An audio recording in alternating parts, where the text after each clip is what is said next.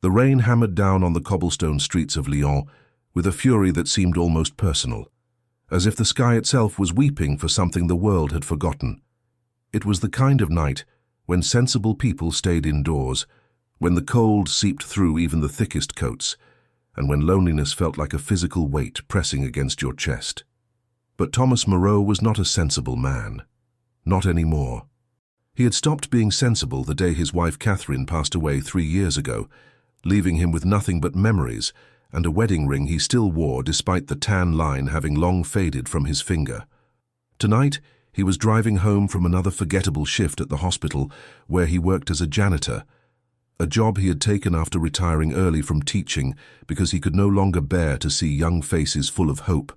when his own heart felt so irreparably broken. The windshield wipers of his old Peugeot struggled against the downpour, creating a rhythmic squeaking sound that had become oddly comforting in its predictability,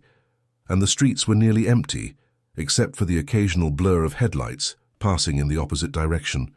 That was when he saw her. She stood under a flickering street lamp on Rue de la République,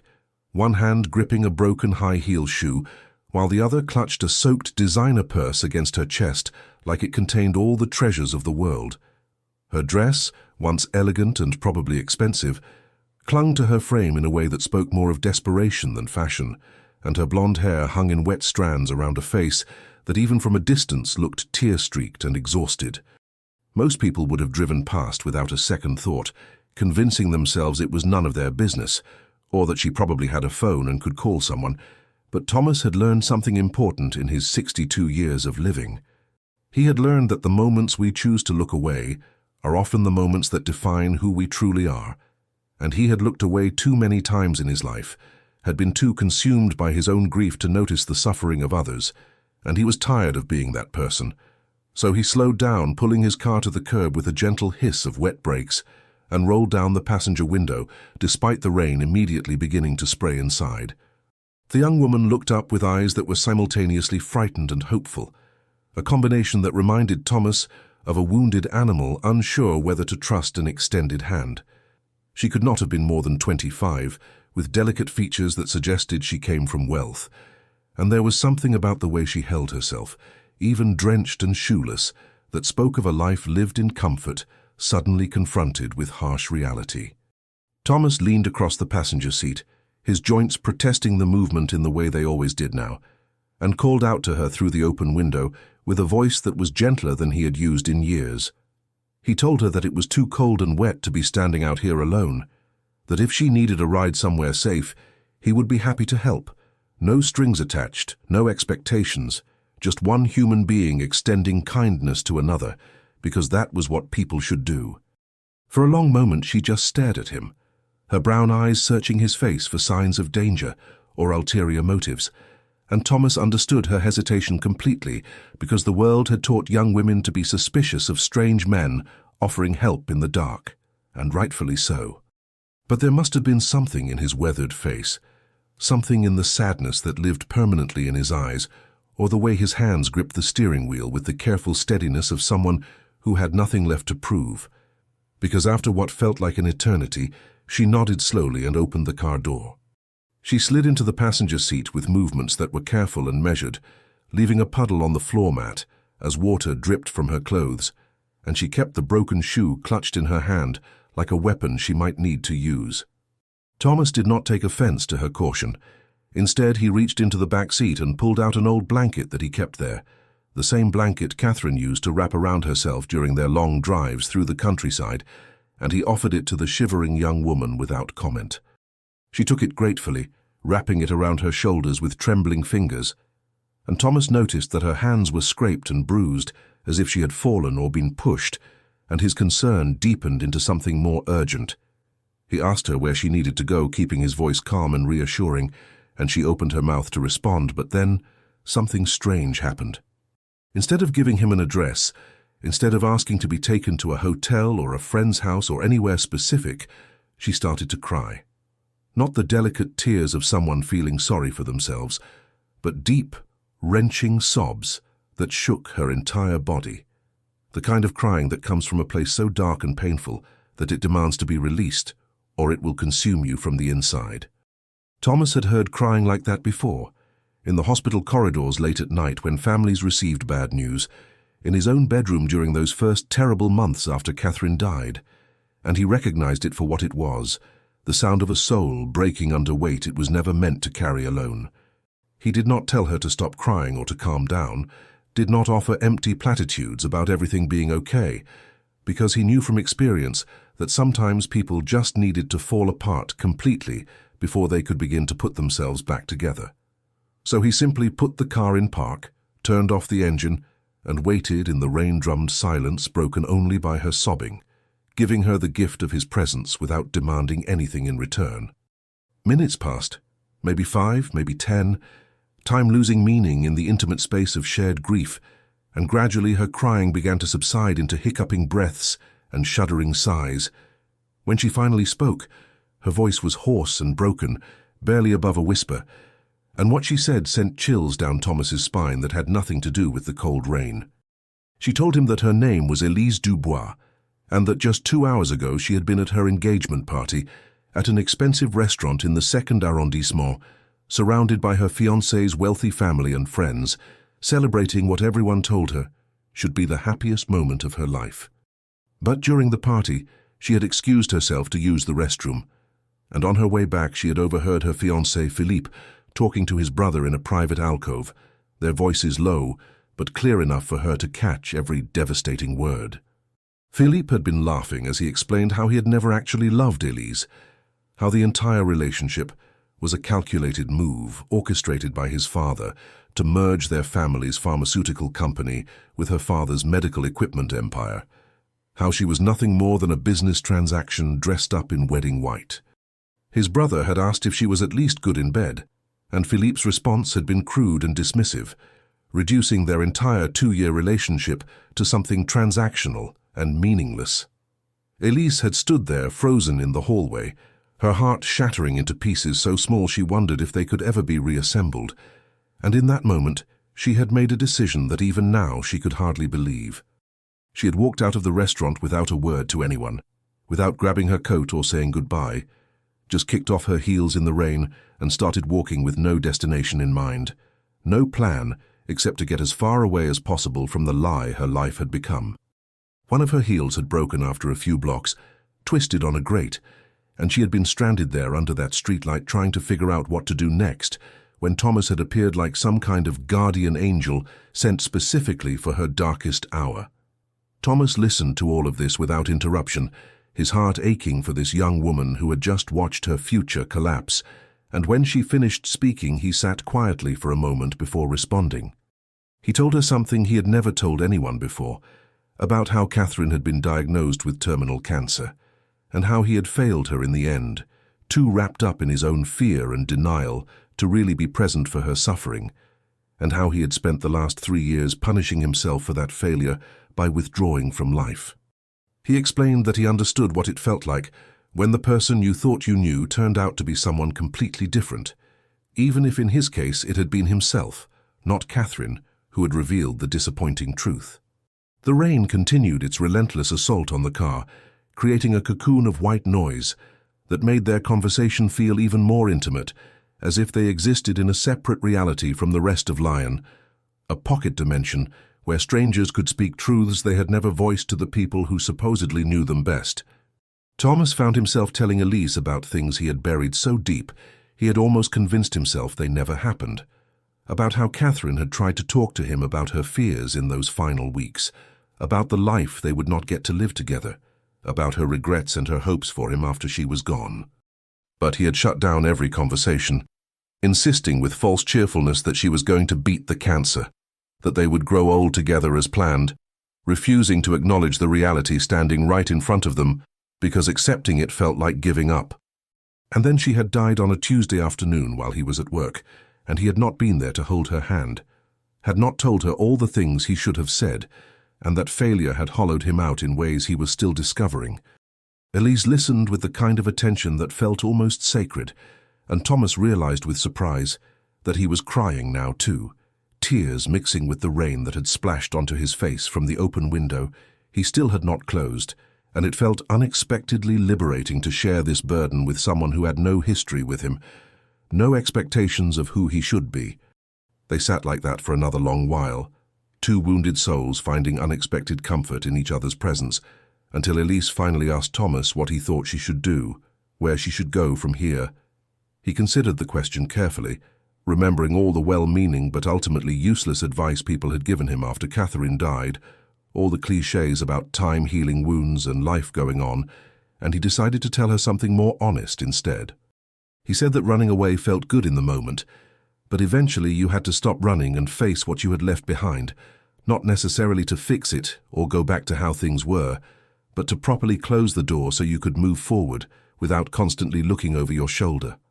He suggested that maybe she should go home, not to her fiancé's place, but to her own family home if she had one, somewhere she could feel safe and surrounded by people who loved her for who she actually was, rather than what she represented in a business deal. Elise nodded slowly, considering this, and then admitted something that made the situation even more complicated and heartbreaking. Her parents had both died in a car accident 5 years ago, and she had no siblings, no close family left at all, which was part of why she had been so desperate to create a new family with Philippe, so eager to believe in the fairy tale he had sold her, because the alternative was facing the loneliness that had haunted her since becoming an orphan at 20. Thomas felt his heart break a little more for this young woman, who had already lost so much, and was now losing what she thought would be her salvation from isolation.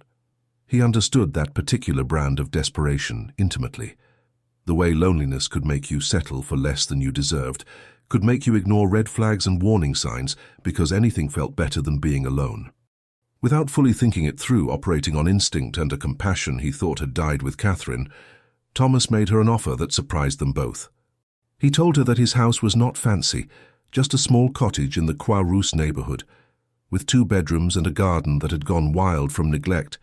but she was welcome to stay there for the night, to have a safe place to sleep and dry clothes and a hot meal. No pressure, no expectations, just basic human kindness extended from one person in pain to another. He assured her that he would take the couch and she could have the guest room, that she could lock the door if it made her feel safer, and that in the morning when her head was clearer, she could figure out what she wanted to do next.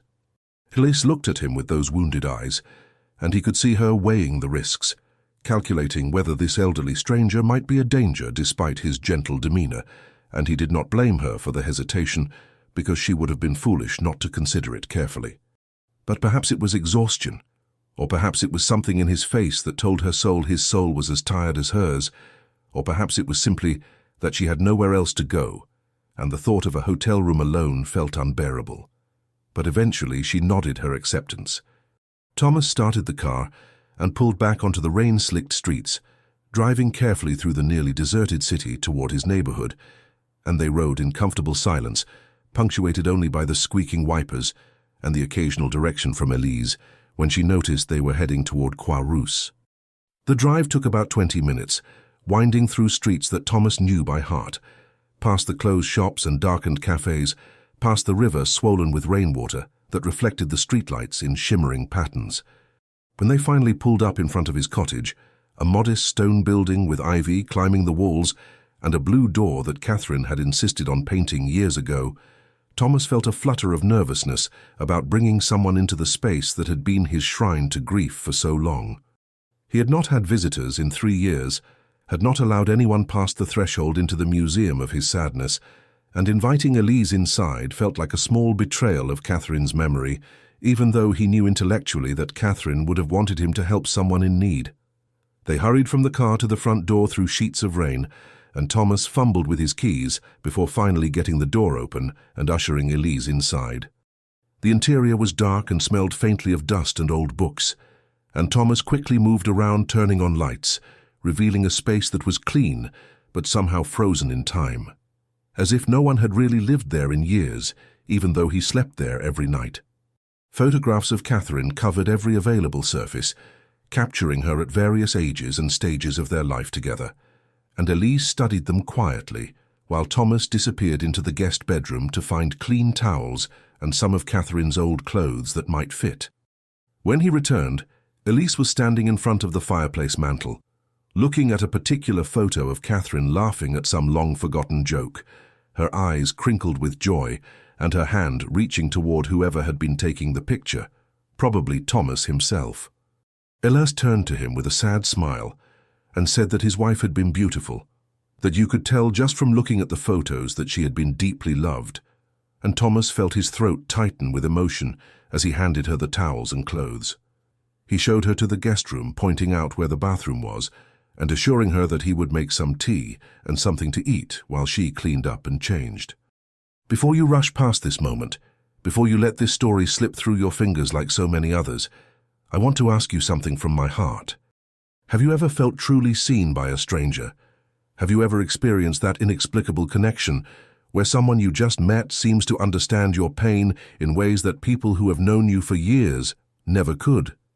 If this story is touching something inside you, if Thomas and Elise's meeting in the rain is reminding you that kindness still exists in this chaotic world, I would be so grateful if you would consider subscribing to this channel. Not because I need the numbers, but because I genuinely believe we are building something special here, a community of people who still believe in the power of human connection, who understand that the most profound moments often happen in the spaces between the plans we made and the reality we face. Leave a comment below and tell me about a time when a stranger showed you unexpected kindness or when you extended your hand to someone who needed it. Your story matters just as much as the ones I tell here, and I read every single comment because this channel is not about me talking at you, but about us sharing this human experience together. Now let me tell you what happened next, because I promise you, this night was only the beginning of something neither Thomas nor Elise could have possibly imagined. While Elise was in the bathroom, Thomas moved around his kitchen with a purpose he had not felt in years, pulling out ingredients to make a simple soup, the kind Catherine used to make on cold nights when comfort mattered more than sophistication. His hands moved almost automatically, chopping vegetables and heating broth, and he found himself talking quietly to Catherine the way he sometimes did when he was alone, telling her about the young woman he had found in the rain and asking if she thought he was doing the right thing by bringing a stranger into their home. The kitchen slowly filled with warmth and the smell of cooking food, and Thomas realized with a start that this was the first meal he had prepared for anyone other than himself since Catherine died. The first time these walls had felt anything like alive, rather than just a container for his existence. When Elise emerged from the guest room about 30 minutes later, she looked transformed, not in any dramatic way, but in the subtle shift that comes from being clean and dry and wearing comfortable clothes. Catherine's old sweater hung loose on her smaller frame, and she had towel-dried her hair so it fell in damp waves around her shoulders, and without the makeup that had been washed away by rain and tears, she looked even younger, more vulnerable, but also somehow more real. They sat at Thomas's small kitchen table, the same one where he and Catherine had shared thousands of meals, and ate soup in companionable silence, broken only by Elise's genuine compliments about the food and Thomas's embarrassed insistence that it was nothing special. But as they ate, as the warmth of the soup and the safety of the cottage began to work their way into Elise's bones, she started to talk, really talk, in a way she admitted she had not done in months, or maybe years. She told Thomas about how she had met Philippe at a charity gala, how he had swept her off her feet with romantic gestures and expensive gifts, how he had seemed like the answer to all the loneliness and grief she had been carrying since losing her parents. She described how slowly, almost imperceptibly, the relationship had shifted from what felt like genuine connection to something more performative, how Philippe's attention seemed increasingly tied to public appearances and business opportunities, how his family had inserted themselves into every aspect of their relationship with suggestions and demands disguised as helpful guidance. But she had ignored all the warning signs because she was so desperate not to be alone anymore, so terrified of returning to the empty apartment where she had grieved her parents, and now she felt foolish for not seeing what should have been obvious all along. Thomas listened without judgment, occasionally asking questions that showed he was truly paying attention, and when Elise finally fell silent, exhausted from both the emotional upheaval and the simple act of speaking her truth out loud, he shared something with her that he had never fully articulated even to himself. He explained that after Catherine died, he had been so consumed by guilt over his failure to be present during her final days that he had convinced himself he did not deserve happiness or connection with other people,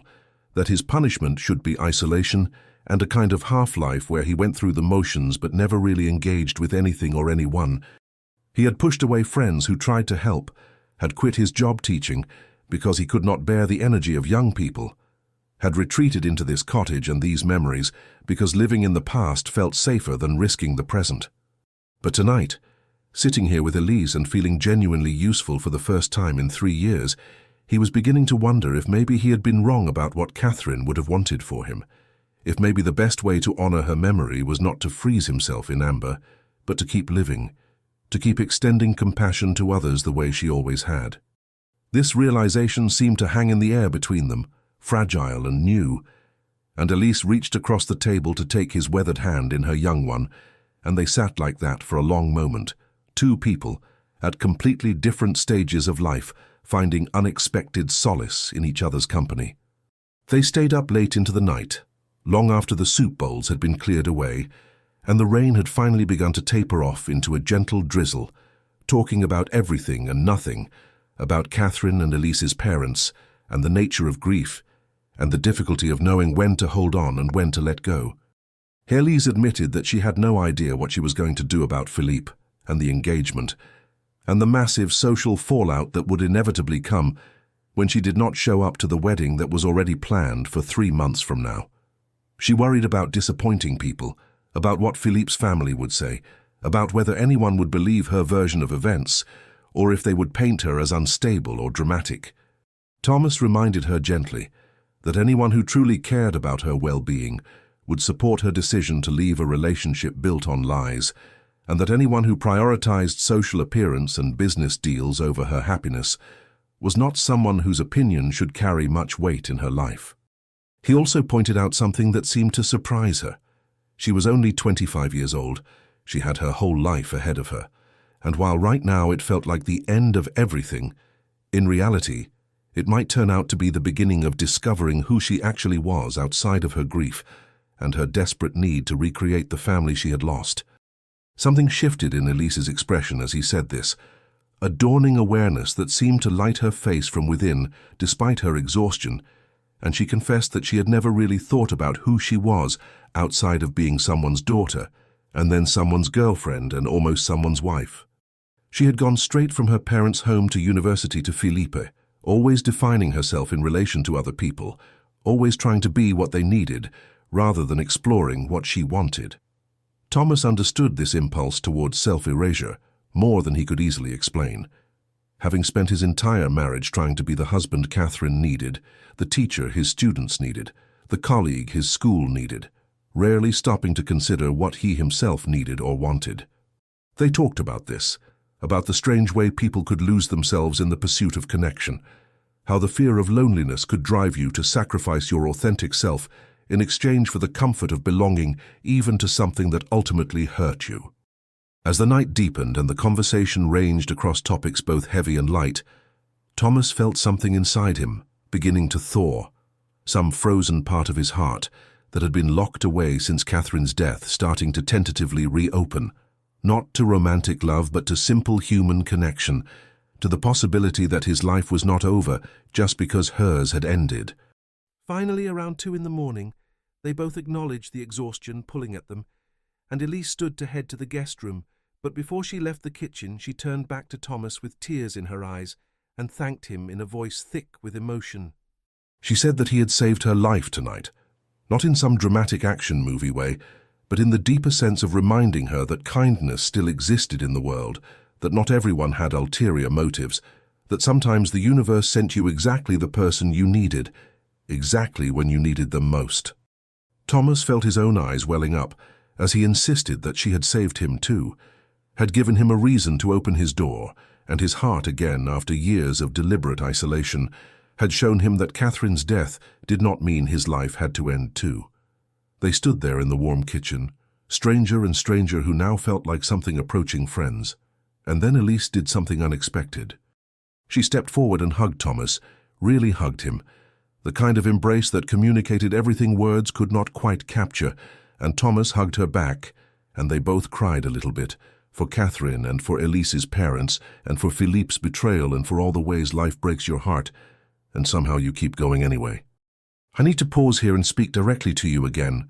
to the person watching this right now, because I have a feeling that this story is resonating with you on a level that goes beyond simple entertainment.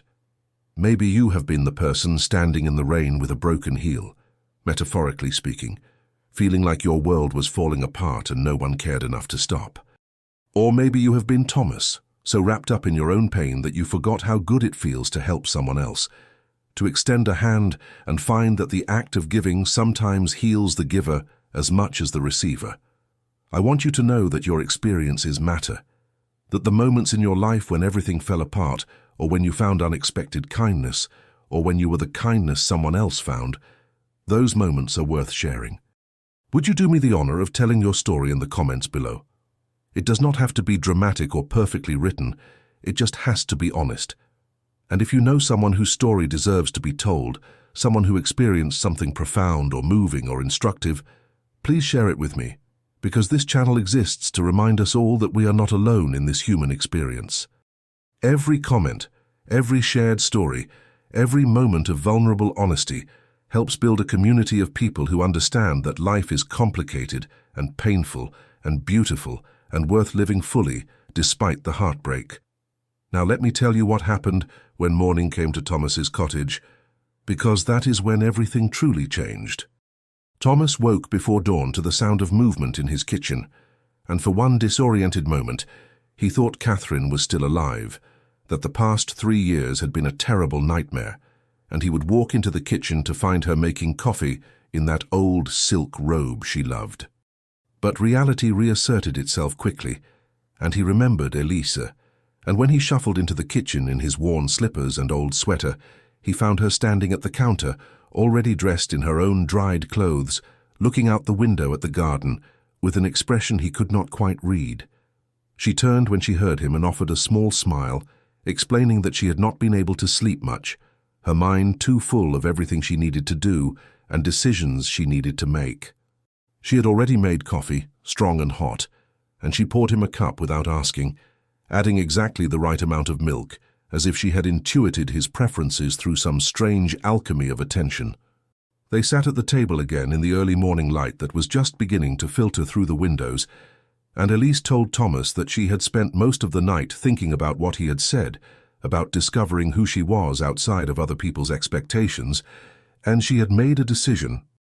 She was going to Philippe's apartment this morning to collect her things, and she was going to tell him in person that the engagement was over, that she had heard everything he said at the party, and that she deserved better than to be someone's business transaction. She was scared, she admitted, her hands trembling slightly around her coffee cup, because confrontation had never been her strength, and Philippe could be intimidating when he did not get his way. But she also felt something she had not felt in a long time, certain that she was making the right choice, certain that staying in a loveless relationship would slowly kill something essential inside her, certain that sometimes the bravest thing you could do was walk away from what looked perfect on paper in pursuit of what felt right in your soul. Thomas felt immensely proud of her, this young woman he had known for less than 12 hours, who was already showing more courage than he had managed in 3 years, and he offered to go with her if she wanted the support, to wait outside or even accompany her inside if that would make her feel safer. Elise looked at him with such gratitude that it made his chest ache, and she accepted his offer immediately,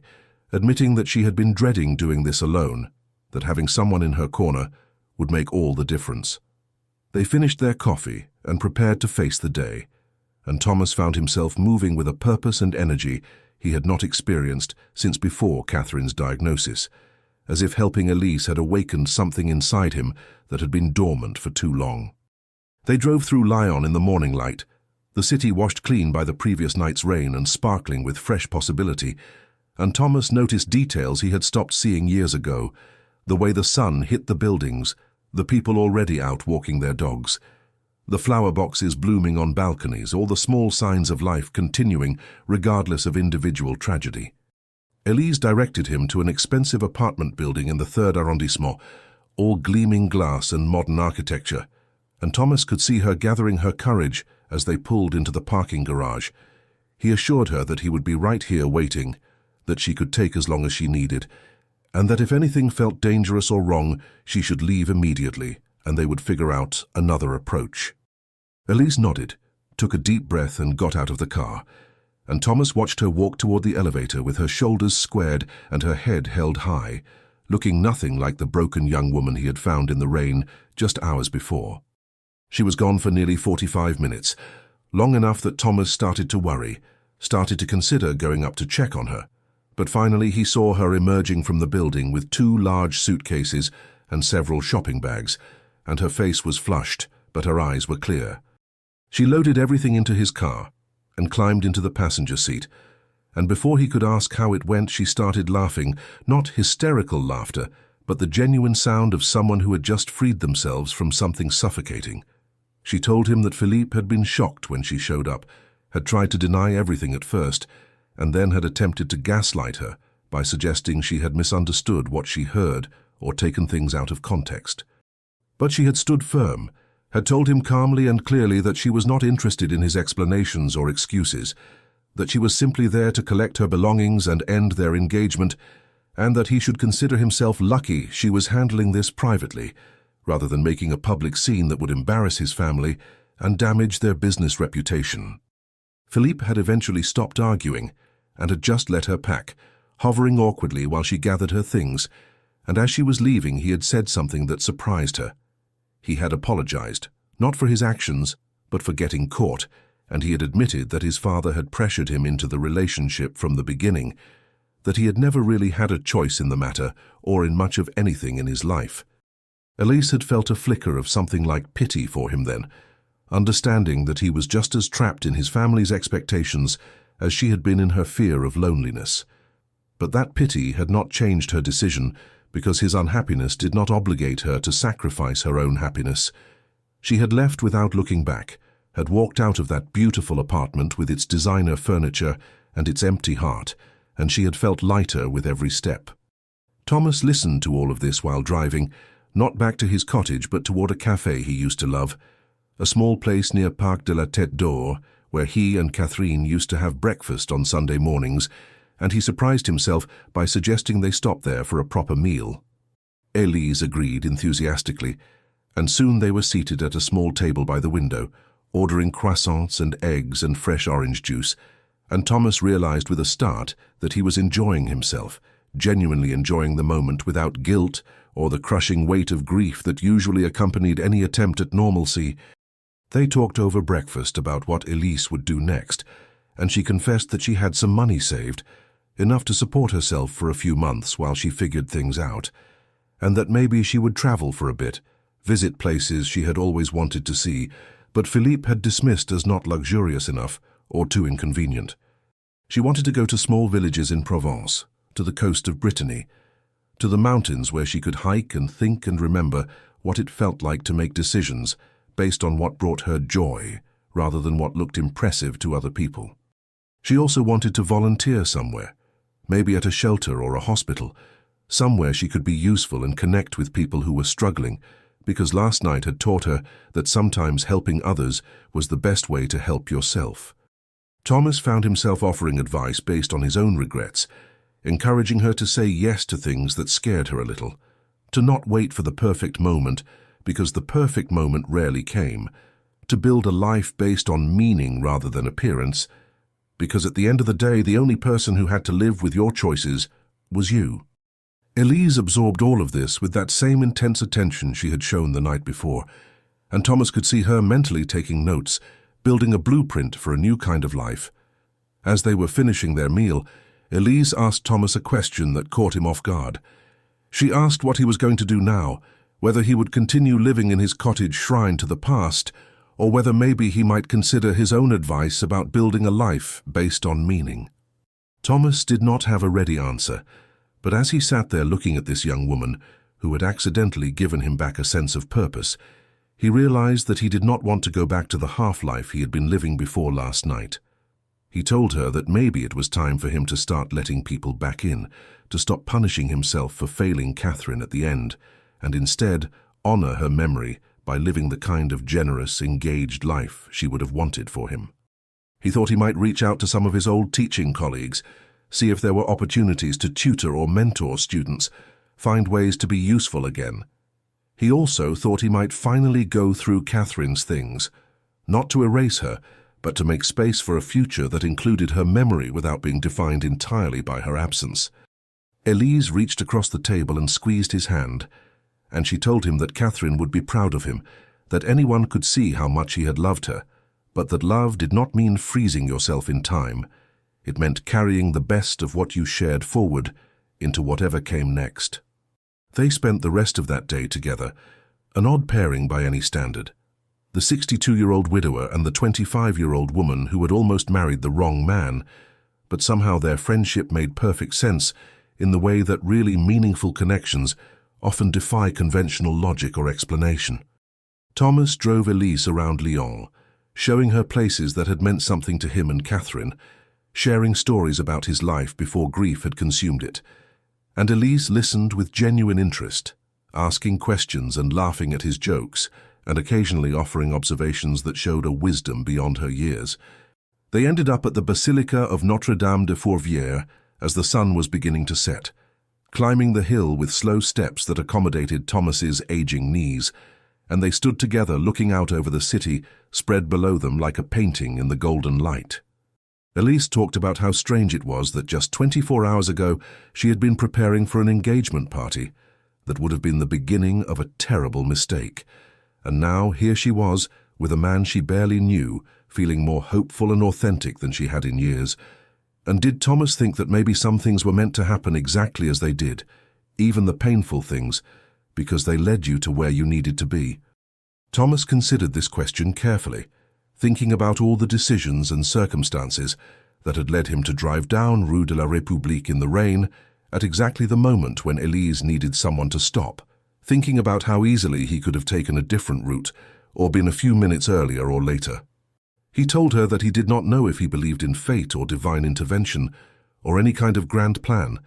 because if there was a plan, then it was one that included a lot of unnecessary suffering and tragedy. But he did believe in moments of grace, in those inexplicable instances when two people crossed paths at exactly the right time, and something profound happened, and maybe the point was not whether those moments were destined or random, but whether you chose to recognize them and act on them when they occurred. He had chosen to stop his car in the rain, and she had chosen to get in, and they had both chosen to be honest and vulnerable with each other, and those choices had created something meaningful, even if it only lasted for a day or a week, or however long their friendship continued. That was enough, Thomas said quietly.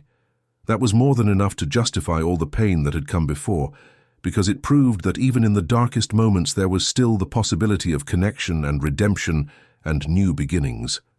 They stood in silence for a while, watching the city lights begin to flicker on as dusk settled over Lyon, and then Elise said something that would stay with Thomas for the rest of his life. She told him that she believed people came into your life for different reasons and different seasons, that some were meant to stay forever, like Catherine had been for him, while others were meant to appear briefly at critical moments to show you something important about yourself or the world, or the path you needed to take. She thought maybe that was what they were for each other. Not lifelong companions, but momentary teachers who had arrived at precisely the instant when each needed what the other could offer. Thomas felt the truth of this in his bones, understanding that while he and Elise might remain friends or might drift apart, as her new life took shape and his own journey of healing continued, the impact of their meeting would last far beyond whatever practical relationship they maintained. She had shown him that his capacity for compassion and connection had not died with Catherine, that he still had something valuable to offer the world, that his story was not over simply because one chapter had ended in tragedy. And he hoped that he had shown her that genuine kindness existed without conditions or ulterior motives, that not everyone would use her or see her as a transaction, that she was worthy of authentic love, even if it took time to find it. As the last light faded from the sky and the evening chill began to set in, they made their way back down the hill to Thomas's car, moving slowly and talking about practical matters now, about where Elise would stay while she planned her travels, about whether Thomas would really reach out to his old colleagues, or if he would lose his nerve when morning came. Elise had decided to rent a small apartment for a few months, somewhere simple and affordable, where she could figure out her next steps without the pressure of Philippe's world or the memories of her parents' home. And Thomas had offered to help her look for places and get settled. She had accepted gratefully, and they had made plans to meet for lunch the following day to start the apartment search, creating a structure that would keep them connected at least for a little while longer. When Thomas dropped her off at a hotel for the night, having insisted on paying for the room despite her protests, because she had given him something far more valuable than money could measure, they stood in the parking lot for a long moment, just looking at each other with the kind of understanding that transcends words. Elise hugged him tightly and whispered, "Thank you one more time," and Thomas held her like he might have held a daughter if he and Catherine had been blessed with children, with protective tenderness and genuine affection, and he told her that she was going to be just fine, better than fine, because she had the courage to choose herself, even when it was terrifying. He made her promise to call if she needed anything at all, at any hour, for any reason, because that was what friends did, and he hoped she considered him a friend now. Elise promised with tears in her eyes, and then she grabbed her suitcases and headed into the hotel, turning back once to wave before disappearing through the glass doors. Thomas sat in his car for a few minutes, processing everything that had happened in the span of just 24 hours, marveling at how completely life could shift direction in the time it took for one kind impulse to override years of self-imposed isolation. He thought about Catherine and hoped that wherever she was, if consciousness continued in any form after death, she could see that he was finally taking the first tentative steps toward living again rather than just existing, and he hoped she was pleased rather than hurt by his emergence from grief. When Thomas drove home that night, the cottage felt different somehow, less like a mausoleum and more like simply a house where someone lived, and he found himself looking at Catherine's photos with a new perspective, seeing them not as monuments to loss, but as celebrations of a life well lived and love well shared. He spent the evening going through some of her belongings, not discarding them but organizing them, creating a memory box of the most meaningful items and packing away the rest to donate to charity, thinking that Catherine would have liked the idea of her clothes keeping someone else warm rather than gathering dust in a closet. It was emotional work, requiring frequent breaks when the grief threatened to overwhelm him, but it also felt necessary and even healing in a way he had not expected. He discovered letters she had written to him during their courtship that he had saved, photographs from trips they had taken, small mementos that told the story of their decades together, and he allowed himself to feel the full spectrum of emotions that came with revisiting their shared history. The joy and the sorrow intertwined so completely, they were inseparable. Over the following weeks, Thomas and Elise maintained their friendship, meeting regularly for meals or walks or apartment viewings, and Thomas watched with pride as she slowly transformed from the broken young woman in the rain into someone confident and purposeful.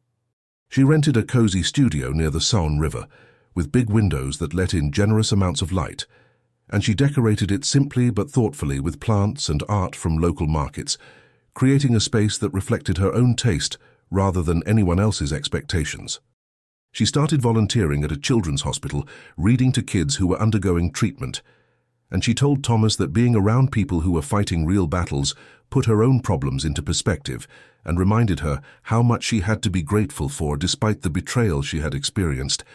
She also began planning her travels, studying maps and guidebooks with the enthusiasm of someone discovering the world for the first time, and Thomas helped her plan routes and offered suggestions based on places he and Catherine had visited years ago.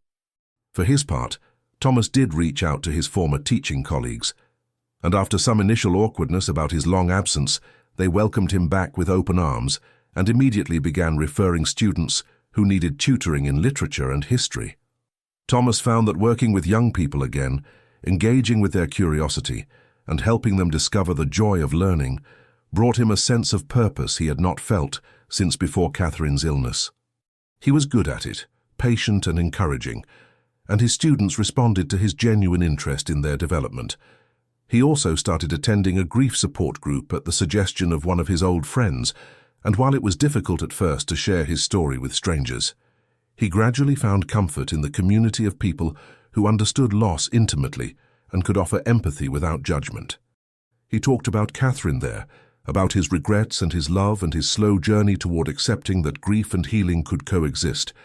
that you never stopped missing someone, but you could learn to carry the loss in a way that did not prevent you from engaging with life.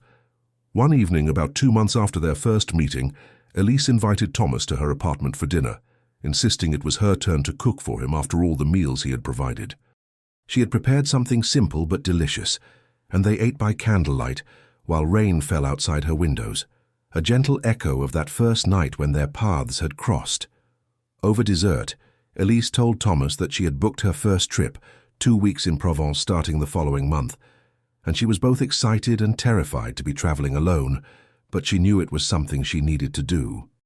She also told him that she had decided to pursue a degree in social work, that her experience volunteering at the hospital had shown her a path forward that felt meaningful and aligned with her values, and she was already researching programs that would accept her for the next academic year. Thomas felt his eyes water with emotion as he listened to her describe her plans, seeing how far she had come from that broken young woman with the damaged heel standing in the rain, and he told her how proud he was of her courage and her determination to build a life based on authentic purpose rather than fear or expectation. Elise then surprised him by pulling out a small wrapped package, explaining that she had found something she wanted him to have as a thank you for everything he had done for her. Thomas protested that no thanks were necessary, that she had given him just as much or more by pulling him out of his self-imposed exile, but she insisted he open it. Inside was a leather-bound journal, beautiful and substantial, and when Thomas looked at her with confusion, she explained her intention. She told him that he had so many stories about Catherine, so many memories and lessons learned from their life together, and she thought he should write them down, not just for himself, but potentially to share with others who might be struggling with loss and grief. She believed his perspective, earned through years of teaching and decades of marriage, and the hard work of surviving tragedy, could offer comfort and wisdom to people who were where he had been 3 years ago, lost and alone, and unable to see a path forward. Thomas was deeply moved by both the gift and the faith it represented in his ability to transform his pain into something useful, and he promised he would at least try, would at least begin putting words on paper, even if they never went beyond his own private processing. As the evening wound down and Thomas prepared to leave, heading back to his cottage through streets that no longer felt quite so lonely, Elise walked him to the door and hugged him tightly one more time. She told him that she loved him. Not romantically, but in the way you love someone who has fundamentally changed your life for the better, who has shown up exactly when you needed them and offered exactly what you required, even though they had no obligation to do so. Thomas hugged her back and told her he loved her too, that meeting her had saved him in ways he was still discovering, and that he would be forever grateful that he had chosen to stop his car in the rain that night instead of driving past, like he had driven past so many other moments of potential connection. They stood there in her doorway, this unlikely pair bonded by shared pain and mutual healing, and they both understood without saying it explicitly that while their lives would continue to diverge as she traveled and built her new future, and he continued his own journey of rediscovery, they would always carry a piece of each other forward, would always remember this season when they had been exactly what the other needed. Thomas drove home that night, thinking about beginnings and endings and the strange way they often occurred simultaneously, how Catherine's death had been an ending that eventually led to Elise's beginning and his own re-beginning, how Elise's engagement ending had opened space for her authentic life to finally start. He thought about all the people moving through the world carrying their own private griefs and hopes, how many potential connections and moments of grace passed by unnoticed every single day because people were too wrapped up in their own pain, or too afraid to reach out, or too convinced that their suffering had nothing to do with anyone else's. He made a quiet promise to himself and to Catherine's memory that he would not go back to being that closed-off person he had been before stopping for Elise, that he would continue to engage with the world even when it was uncomfortable or scary, that he would honor the lesson she had taught him about the healing power of simple human kindness, extended without expectation of return. Over the months and years that followed, Thomas did write in that journal Elise had given him, filling page after page with memories of Catherine, reflections on grief and healing, observations about the unexpected ways life could surprise you if you remained open to possibility. He eventually compiled some of these writings into a small book that he self-published, And while it never became a bestseller, it did find its way to people who needed it, people who were struggling with loss and who found comfort in Thomas's honest account of surviving tragedy without pretending it was easy or quick, or that you ever completely got over it. Hélas did travel to Provence and then to many other places, building a life rich with experience and connection and purpose. And she did pursue her degree in social work, eventually becoming a counselor who specialized in helping young adults navigate grief and trauma. They stayed in touch throughout, not constantly but consistently, checking in during important moments and occasionally meeting for lunch when Elise was in Lyon visiting or when Thomas traveled to whatever city she was currently living in. And sometimes, when Thomas was tutoring a student or working in the garden that he had finally started tending again, or simply walking through Lyon on a rainy evening, he would think about that night when he stopped for a young woman with a broken heel, and he would marvel at how one small choice to act with compassion, rather than indifference,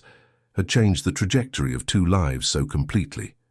He would think about all the other people out there who might be standing in the rain right now, literally or metaphorically, waiting for someone to stop and see them, and he would hope that they found their moment of grace the way he and Elise had found each other. Because that was the thing about kindness, Thomas had learned. It cost so little but could mean absolutely everything, could be the difference between someone giving up and someone finding the strength to keep going, could transform a random encounter into a turning point that echoed through years and maybe even generations, as those who had been helped went on to help others in turn. Now I want to ask you something, really ask you from the depths of my heart. What is your story? Have you been Thomas, driving through life with your windows rolled up and your heart locked away because the pain of the past felt too overwhelming to risk feeling anything new? Have you been Elise, standing in the rain with everything falling apart around you, wondering if anyone would care enough to stop? Or have you been both at different times? Because if we are honest, most of us have played both roles at various points in our journey. This channel exists because I believe every single person has a story worth telling, moments when they gave kindness or received it, times when they made a choice that seemed small but ended up changing everything. I want to hear your story, whatever it is, however messy or imperfect or incomplete. Tell me in the comments about a moment when a stranger's kindness made a difference in your life, or when you were the stranger who helped someone else,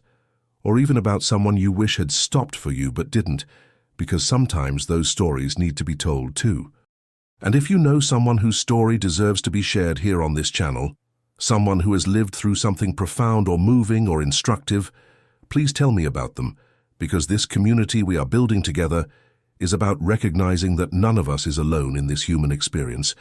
that our struggles and our triumphs and our moments of grace connect us all in ways we rarely acknowledge. Your story matters, your experience matters, and I cannot wait to read what you share.